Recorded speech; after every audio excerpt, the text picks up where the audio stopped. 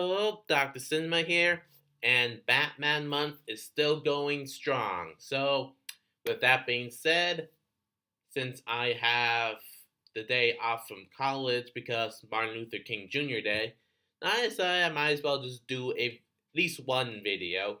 So, here is a mini review of the animated film Batman the Killing Joke.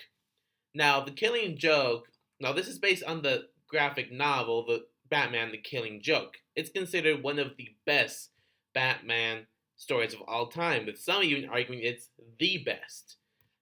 And it's mainly focused on how the Joker again escapes from Arkham Asylum. He kidnaps Commissioner Gordon and mentally tortures him. He shoots Batgirl Barbara Gordon and paralyzes her from the waist down. Now Batman has to get Joker, and the final panel of the comic leaves the ending kind of open. It doesn't really say whether or not Batman just takes him back to Arkham or if he finally cracks and kills the Joker. It's one of the most greatest and influential stories of the Batman character. So, understandably, people got very excited for when it was being adapted for an animated film, with Kevin Conroy, the voice of the animated series, coming back to the role of Batman, and Mark Hamill once again reprising his role as Joker for the film. And it was even given a one night theatrical release, so it seemed like this is going to be pretty good. How was the reaction? It's on the negative side. You see, well, the biggest criticism of the film is that in order for it to get a theatrical release, it had to add more plot to the story in order to extend its running time. Okay, that's not necessarily a bad thing. However, the story they added at the beginning of the film is it's awkward at best. I mean, it focuses on Batgirl as she has her own apparently problems with her life as well, with you guessed it, a token gay friend that could have been better used in a 1990s sitcom. That's how bad that is.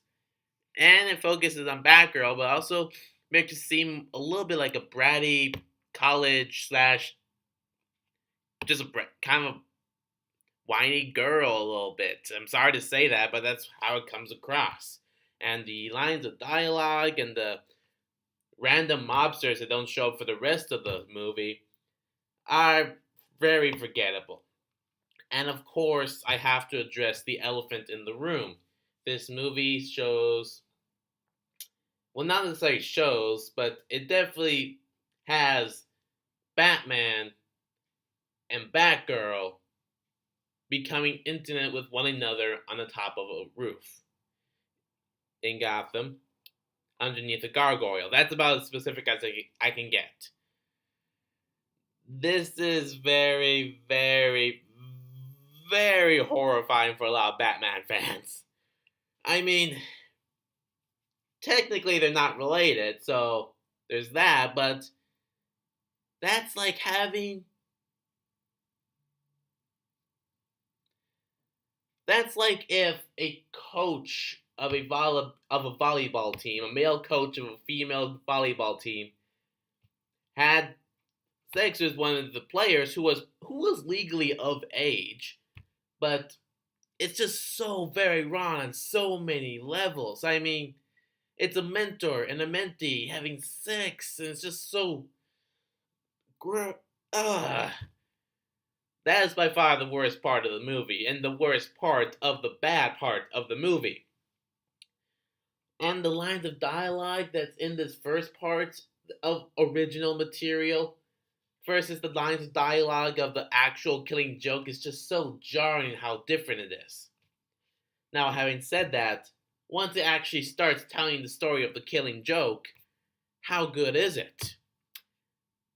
Admittedly, it is fairly good. I mean, they got the scenes and the lines of dialogue down fairly good.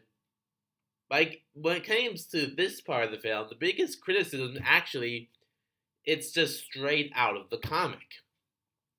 Now, I know that may seem like contradictory, but when you're adapting something into an animated film, you can have so much fun with how you can like choose to do like transitions from scene to scene, how the characters move, how you could choose to position certain angles and scenes. They could have had so much fun stuff. They could have so much fun. They experimented with how they can do the rest of this movie, but it's just straight out of the comic, which is fine. But it's not really that intriguing. Nothing really fresh or new brings to that part of the actual Killing Joke. So, yeah, as you can tell, there's good, but there's also some really bad stuff. So, on the bright side, it's better than Batman and Robin, better than Batman Forever. No, that's about it. Just better than Batman and Robin, better than Batman Forever. So, yeah, this is not what was expected. It's definitely on the one of the weaker Batman films, but definitely not the weakest at all. But it'll become forgettable. It'll become forgettable in a lot of people's minds. You just wait and see. And now, with that being said, that's all I have for this video. See you guys next time.